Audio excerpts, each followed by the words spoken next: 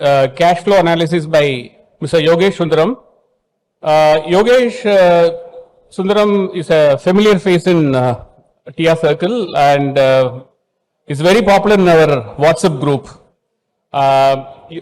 Yogesh is the founder of Omega Valuation Services.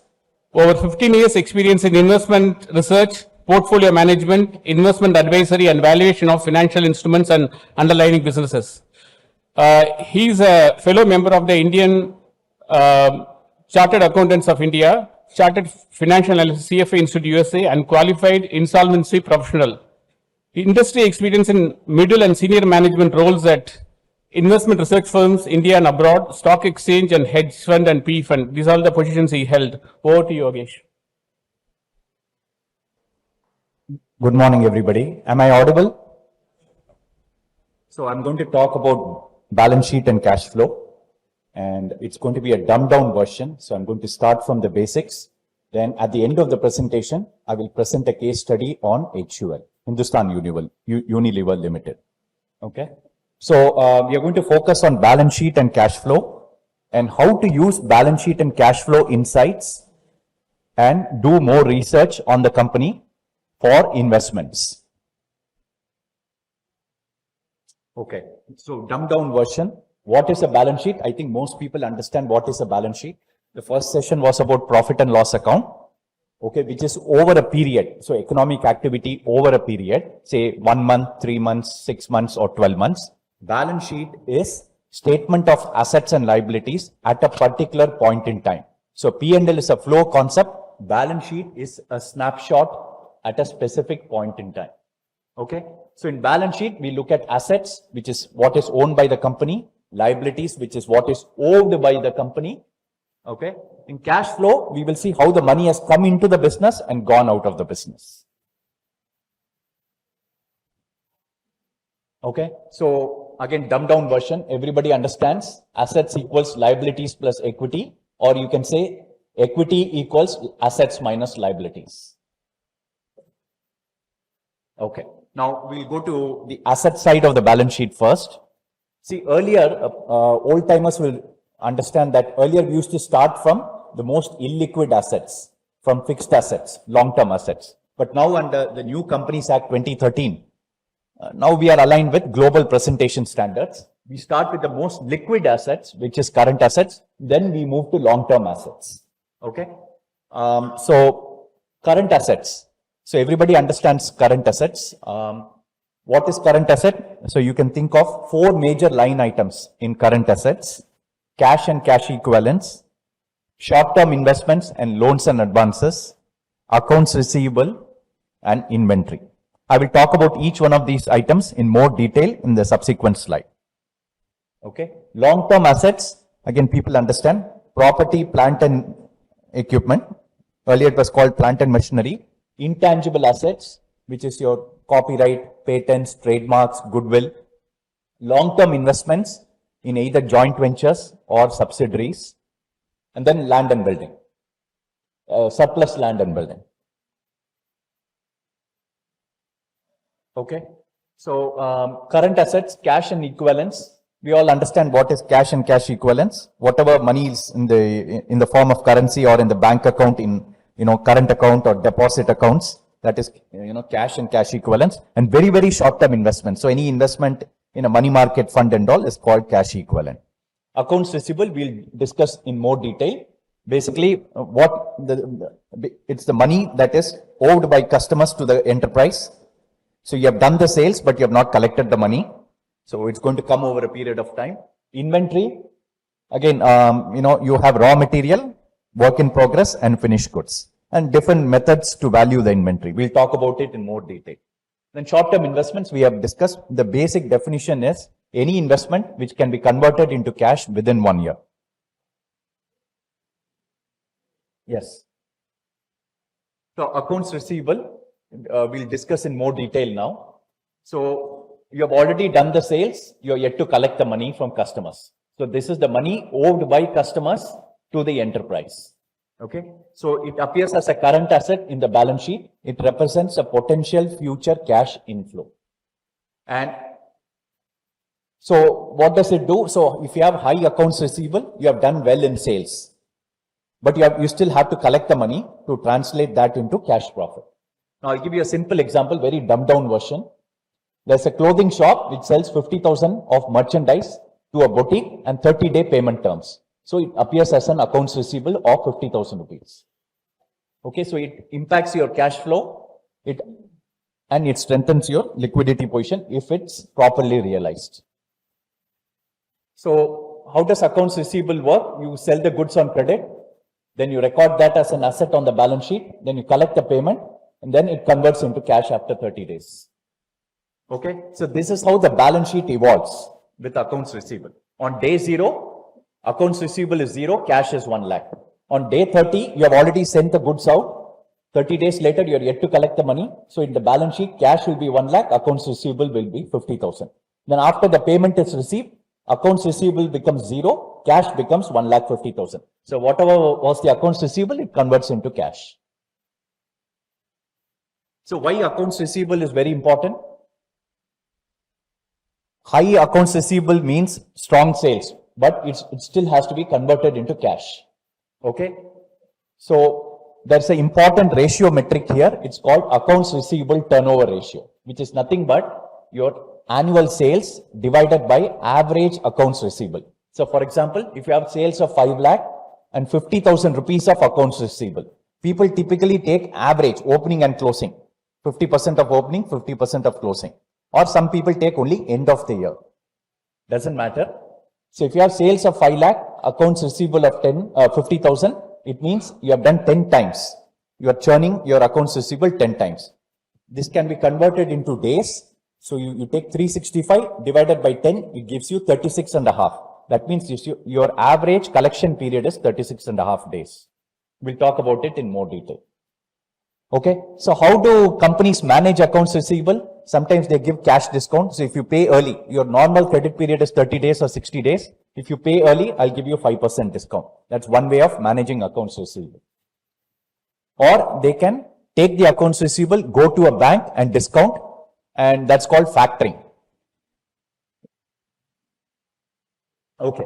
Now I just discussed about accounts receivable days. Okay. Now can anybody tell me what is the accounts receivable days for TCS? Any guesses? 50. Yeah. 6 months, 180 days.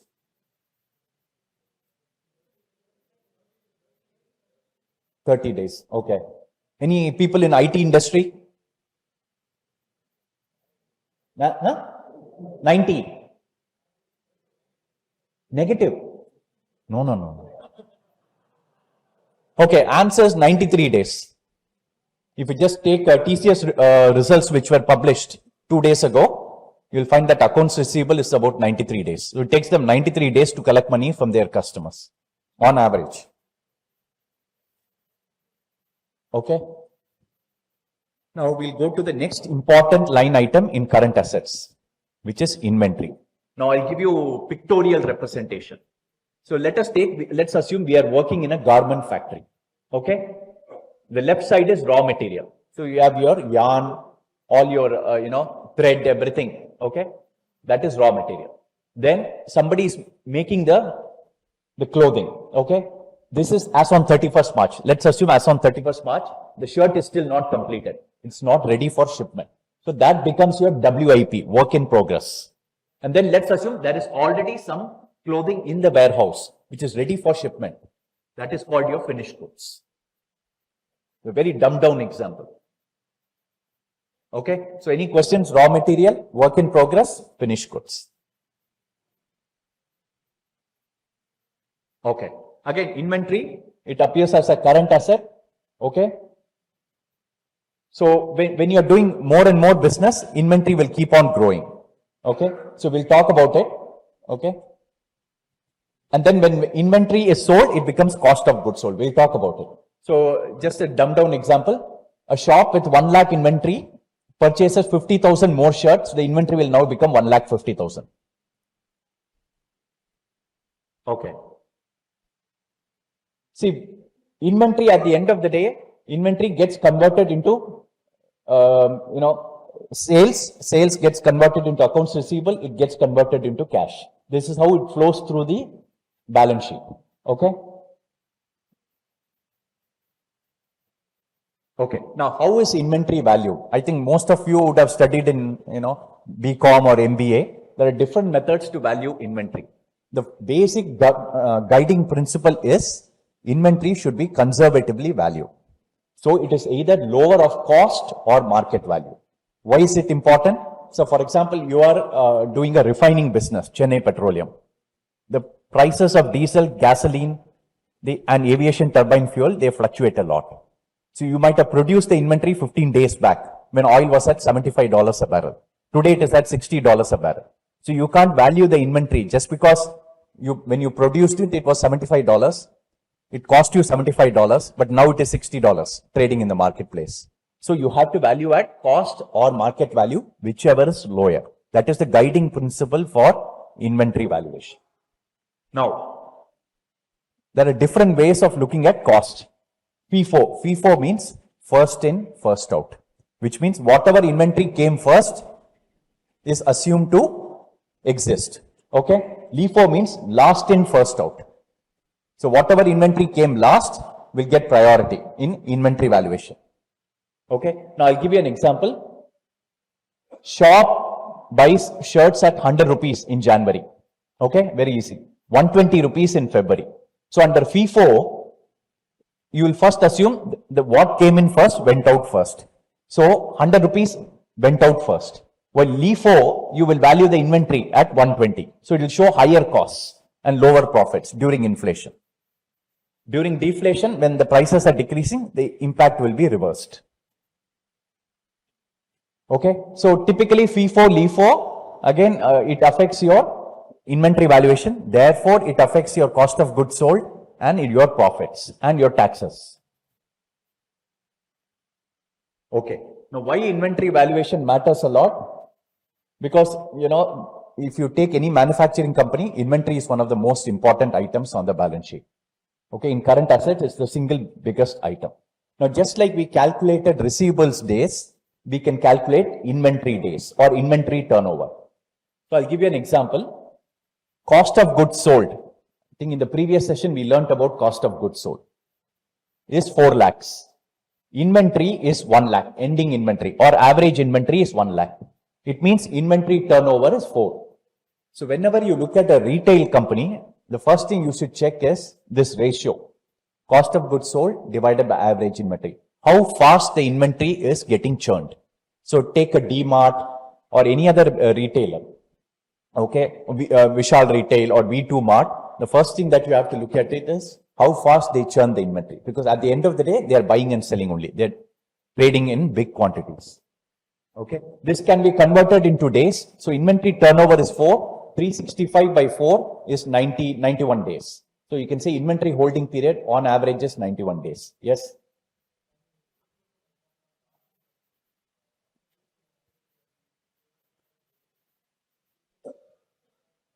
It is purely management discretion. FIFO, LIFO. So I'll give you an example. So in January, your merchandise cost only 100 rupees. Okay. If you are using FIFO, what will you assume? First in, first out. So it went out first. Therefore, your inventory, ending inventory will be at 120 rupees. Your cost of goods sold will be lower. In LIFO, you do the opposite. Last in, first out. What came last went out first. So your inventory will be valued at 100 rupees at a lower price. So your current assets will be lower by 20 rupees. Actual flow of goods doesn't matter. This is a method of valuing inventory. What came out first might have gone out first from the warehouse. That doesn't matter. This is the method of valuing the inventory.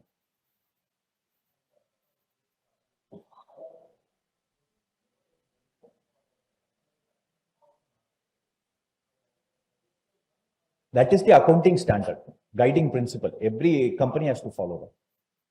That's a conservative method of accounting for inventory. Okay, inventory days, we just discussed that example. A company, a clothing shop, let's assume, it has average inventory of 1 lakh and cost of goods sold of 4 lakh. Therefore, it is churning the inventory 4 times. So 365 divided by 4 will give you 91 days. This is inventory holding days. Very important ratio when you when you look at a balance sheet. So receivables days, inventory holding days. Keep that in mind. Okay. Now, how do you look at this inventory holding days? You should compare it with the peer group and what it was earlier for the company. So when you look at a company, you should compare inventory holding days for March 25 versus March 24 versus March 23, maybe 5-year period. And you should also compare with peer group in the industry. Only then you will get a sense of how the inventory days are evolving. Okay. So in current assets, as I mentioned, the 2 most important items other than cash, of course, is receivables and inventory. Okay. Others, loans and advances, deposits. See, you'll have other items like, loans and advances, deposits, TDS receivable. All those things are self-explanatory. Okay. Now we'll talk about long-term assets. See, in earlier days, we used to call it fixed assets, but now it's called long-term assets. Globally, people use the term long-term assets. Earlier, we used to call it land and building, plant and machinery separately. Now we combine and we call it property, plant and equipment. Okay. So property, plant and equipment, major long-term assets are property, plant and equipment, intangible assets, which I said is patents, trademarks, copyrights, goodwill, then investment assets. Okay. Now we'll discuss each one of them in more detail. Investment assets is nothing but your investment in joint ventures or subsidiaries or other strategic investments which are made only for strategic reason, but not to run the business. So it's neither a joint venture nor a subsidiary. So for example, I have taken 10% stake in another company.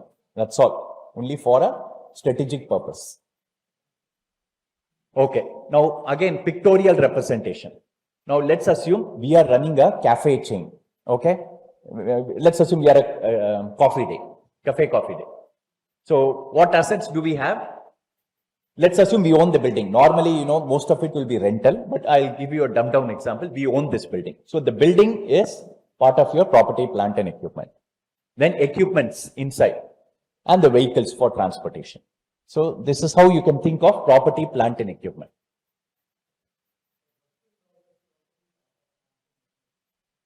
Okay, so work in progress. There are 2 types of work in progress. One is dealing with inventory, where I showed you the clothing example. Okay, on plant and machinery, let's assume you are you're doing an expansion.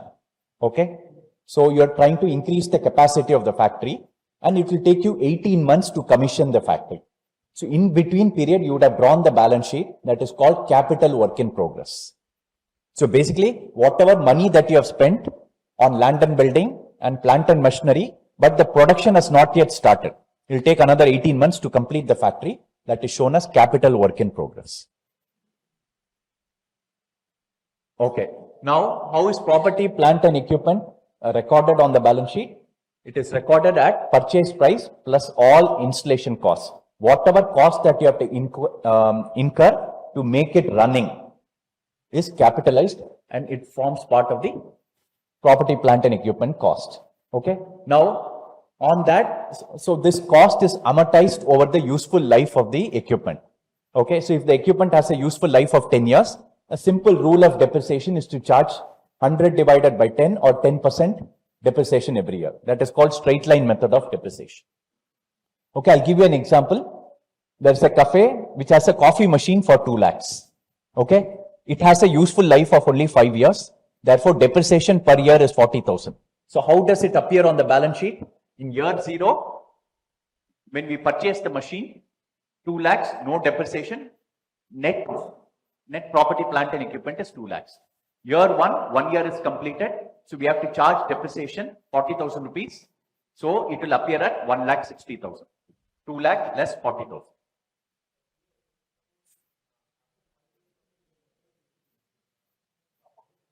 You would have fully depreciated, let's assume. Okay, you can continue, but it will have no impact. It is already written down to 0 in the balance sheet. So in the depreciation schedule, it will not appear. That particular item will not appear. Not necessarily. Some people follow written down value method. Okay. This is the most important from a research standpoint. You should know what is maintenance capex and growth capex. Again, I'm illustrating with an example. Maintenance capex is nothing but every year you have to replace your existing machines. They have grown old. You have to replace with a similar technology machine. Okay. Just to keep the existing production. You're not going to increase the production. That is called maintenance capex. You are basically buying new equipment to replace worn out equipment. Okay. That is called maintenance capex. So for example, in this pictorial representation, that oven is broken. So they're spending 20,000 rupees to buy a new oven. That's called maintenance capex. Now what is growth capex? You're open, this cafe is opening new locations. It's increasing the production capacity. That is growth capex, and it enters new markets. So all that capex incurred is called growth capex. Okay.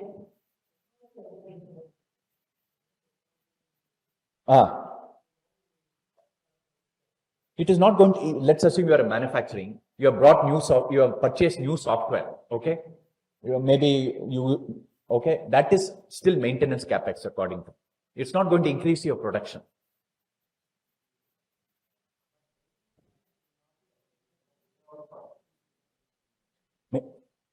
For both capex, depreciation is paramount. Depreciation will happen. Every asset has a useful life, depreciation will happen. The reason we are distinguishing the capex is growth capex will lead to more sales and more profits in the future. That is the expectation. Maintenance capex will not do anything. You are just replacing the machines. Okay. Depreciation is charged on all capex. You have to distinguish in the total depreciation is 800 crores. How much of it is maintenance? We'll talk about it. How much of it is maintenance? How much of it is growth?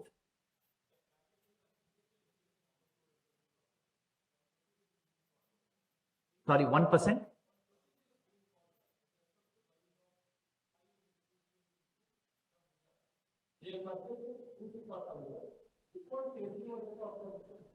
They'll sell. Correct.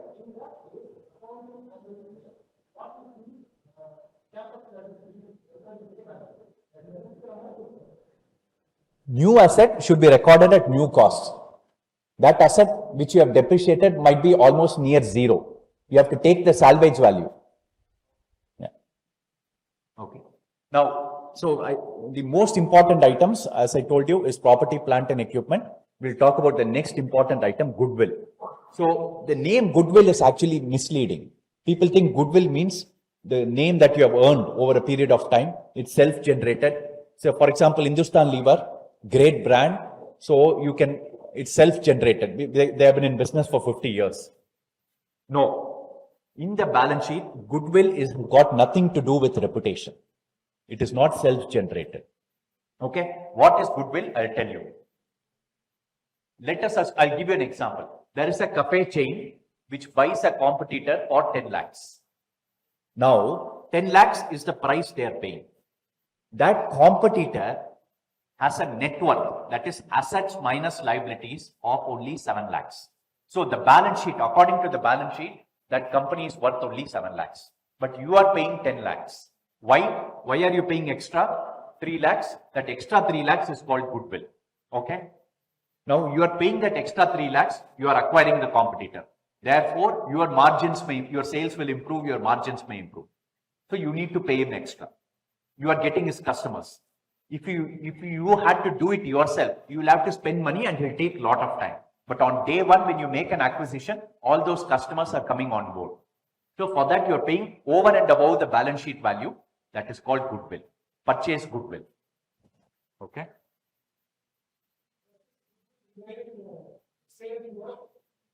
No, I will come to that. Next slide is on that. Okay. So how do you calculate goodwill? Purchase price minus fair value of net assets. Okay. That is called goodwill. Now I'll give you an example. So this is company X. Before acquisition, they did not have goodwill because they have not made the acquisition. There's a property, plant and equipment of 20 lakhs. After acquisition, they have acquired assets. So property, plant and equipment becomes 28 lakhs. Goodwill becomes 3 lakhs. Okay. Now this chain is paying 10 lakhs for a rival with 7 lakh in net assets. 3 lakh becomes the goodwill. Okay. Now somebody asked me the question, how, after the acquisition, goodwill is recorded. How long will it stay on the balance sheet? Now this is very important. Okay. Every year, the management and auditors have to check whether goodwill still has any value. See, many acquisitions fail, right? So they will have to do an impairment testing. There are accounting standards which tell you how to do impairment testing. Okay. Now, if you think that acquisition is not working out well, you should start writing off goodwill. Okay.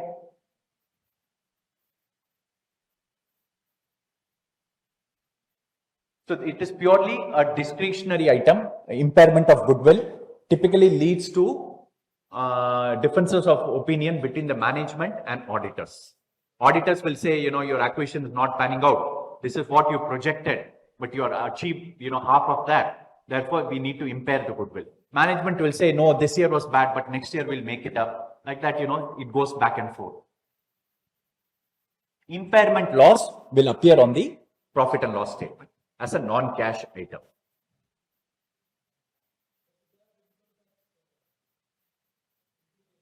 It has income tax implications, yes. Okay, so I spoke about long-term assets, right? So major items, as I told you, is property, plant and equipment and goodwill. You should look at, and investments. Investments, of course, is self-explanatory. Now we'll talk about liability side of the balance sheet. Just like in assets, we started with current assets, we'll start with current liabilities. Your current liabilities are whatever that you need to pay within the next 1 year. So this could be your suppliers, the electricity bill, the salaries and wages, the rent, all those things are current liabilities. Then long-term liabilities, any obligation which is more than 1 year. So for example, you have taken a loan, you have to repay over 5 years. That appears as a long-term liability. Okay. Long-term liability, the reason why we have current and long-term liabilities, this will help us in ratio analysis. I'll come to that. Okay. Now again, the most important current liabilities are accounts payable, short-term debt, accrued expenses, unearned revenue. I'll explain each one of them. Accounts payable, we know. So let's assume the raw material supplier is your accounts payable. He is your vendor. Okay. That is accounts payable. Short-term debt. Let's assume you have borrowed money for 6 months. That is short-term debt. Accrued expenses. So what are accrued expenses? These are expenses which have already come, but you are yet to pay them. So for example, you pay salary on the 5th of next month. So in the previous month end, you record that as salary payable, accrued expenses. Unearned revenue. Unearned revenue is nothing but money that you have already collected from the customer as advance, but you are yet to deliver the product or the service. So for example, in real estate, the builder will collect 20% at the time of booking, right? That will appear as customer advance or unearned revenue in builder's balance sheet. Okay. Now payables, just like receivables, you have to look at payables. Okay.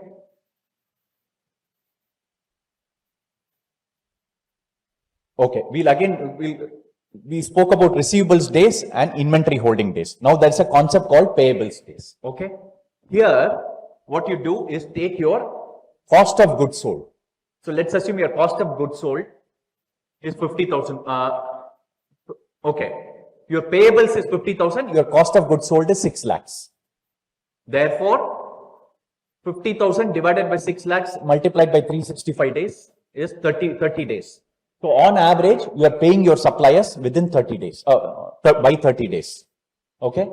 I will tell you why this is relevant when I discuss about cash conversion cycle. Okay. So when payable days are very high, what does it mean? Your suppliers are giving you a lot of credit. Okay. Payable days are very high. or you are delaying the payments. You are in a cash crunch and you are delaying the payments, and therefore it appears as very high compared to your competitors. So you need, just because payable days are very high, you need to figure out whether is it because the company is delaying or the suppliers are giving generous credit terms. Okay, last year it was only 15 days. This year it is 45 days. What does it mean? Who is delaying? Company is delaying. So like that, you need to see across the peer group, if everybody has 15 days and you have 45 days, it means you are delaying. See, it cannot be that, one person in the industry gets generous terms and others get very stringent terms. So you need to figure that out.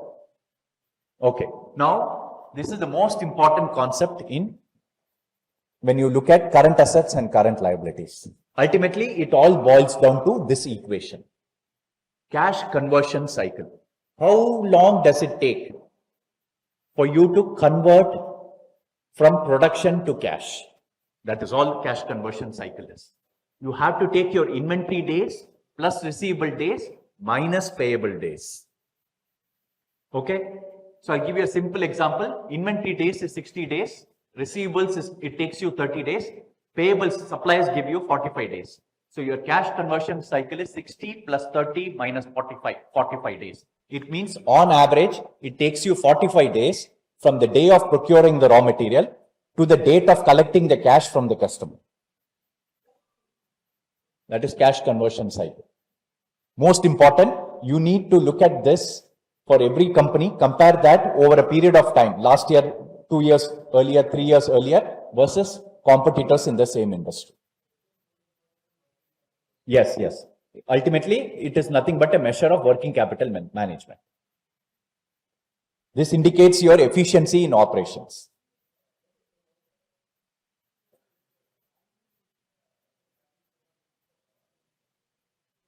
It will appear as accrued expenses.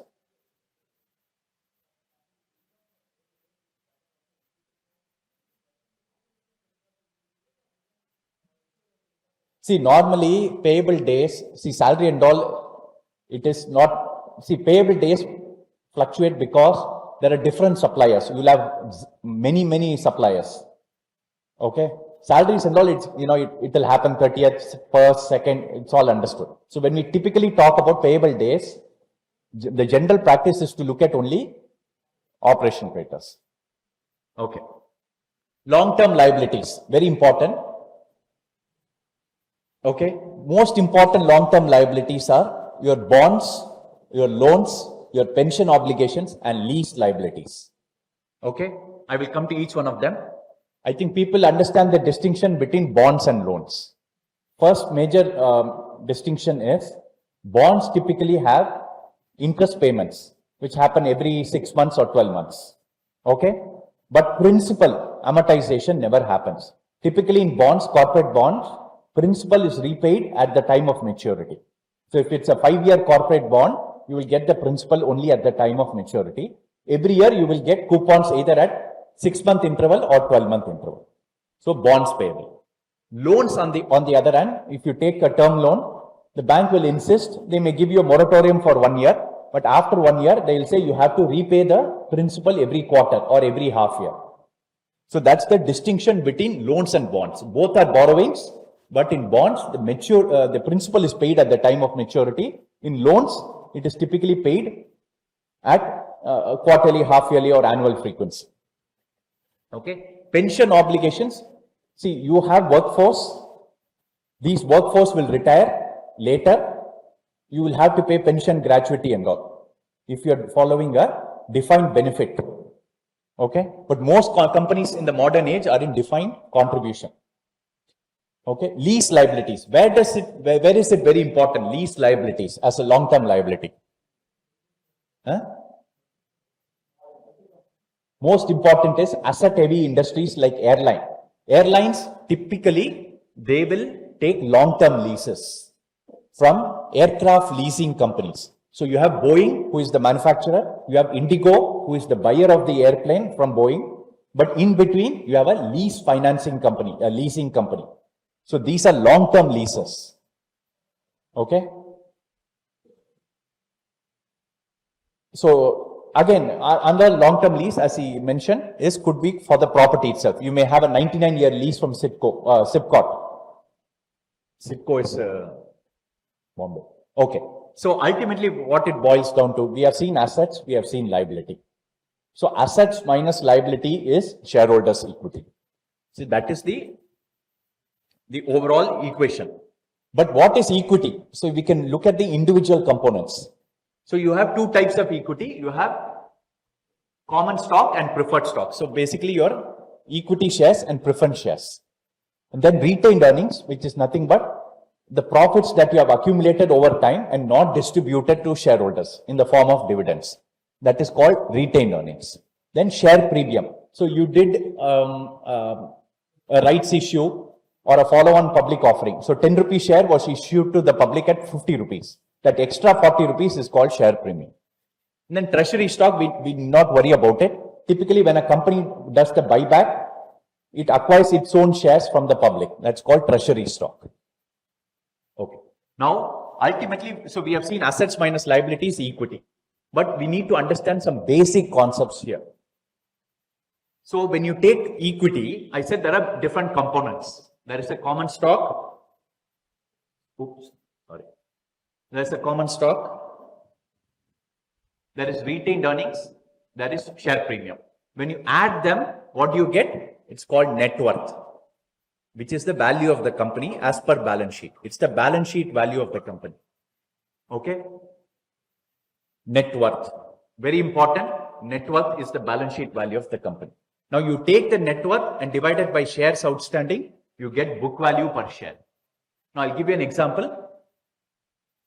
Equity capital is 50,000 rupees. Retained earnings is 2 lakhs. Share premium is 1.5 lakhs. Okay. So your net worth, if you add the three components, you will get 4 lakhs. Okay. And equity is nothing but 50,000 shares issued at 1 rupee. So face value can be anything these days. Earlier, the common face value was 10 rupee, but nowadays, many companies are having 1 rupee face value also. So in this example, I have assumed face value is 1 rupee. So there are 50,000 shares at 1 rupee. So you take the net worth of 4 lakhs divided by number of shares, which is 50,000, you get a book value of 8 rupees per share. Now, why is book value per share is very important? We'll see in the subsequent slide. Okay. Most important ratio when you look at a balance sheet and the stock price. Price to book. What is price to book? You take the market price and divide it by book value per share. That is price to book. So I'll give you an example. We saw the previous example. Net worth was 4 lakhs. Shares outstanding were 50,000. Book value per share was 8 rupees. Now the stock is trading at 12 rupees in the market. So the balance sheet value is 8 rupees per share, but it is trading at 12 rupees in the market. So price to book is 12 divided by 8 or 1.5. Now, why is it very important? Why does the stock trade at higher than book value? It is because of future growth potential of the company. Book value tells you what you have achieved over a period of time. It is historical. All the efforts that you have put in have come through share capital, retained earnings, share premium. So what you have achieved. But what you are going to achieve in the future is captured in the market price. So that's why the market price is higher than book value. Now, sometimes in a bear market, you will find many stocks which are trading below book value. Those are called deep value stocks. So a price to book less than 1 is called a deep value. Okay. Most important, banks in general, finance companies, banks are valued, banks, non-bank, NBFCs, they're all valued using price to book. It's widely used in banking sector and insurance companies. A modified form is used in insurance companies. Okay.